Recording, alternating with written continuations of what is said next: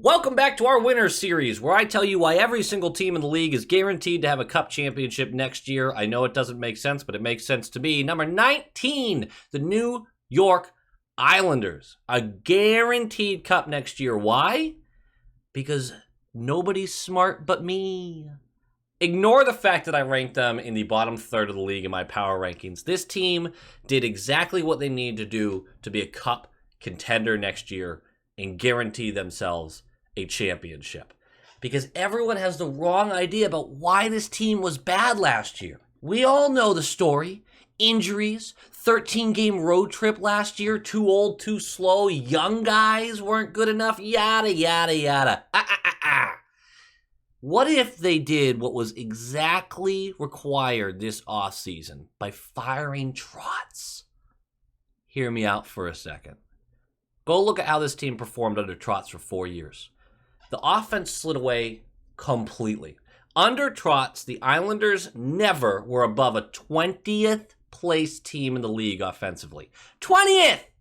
You know how frustrating that is for developing players when the structure is all defense all the time, knowing that your contracts are affected by it? The veterans grow frustrated as they have the same problem year in and year out. The franchise stalls, the message gets stale, the vibes die, and it becomes a toxic place to work.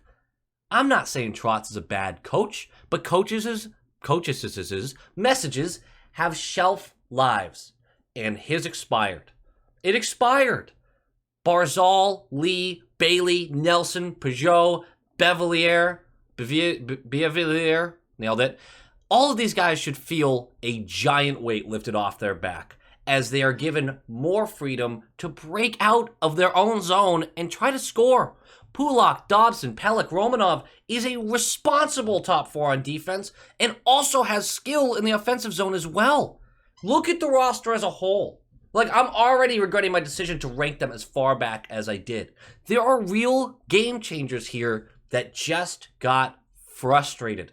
Ilya Sorokin should be in the Vezina conversation again after posting ridiculous numbers last year. The defense will regress when you have a team that's ready to move forward offensively, but it should be completely offset by a leap into the top 15 at worst offensively. The team won't win the East, but injecting some confidence into the little youth that they do have, those developing players, mix that with the typical starters being given more freedom, more room to breathe a little, it could have a far larger impact than any of us expect.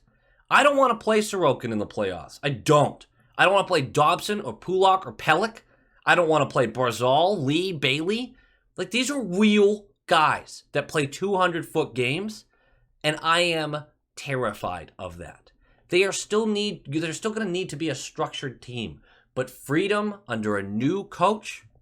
Oh yeah.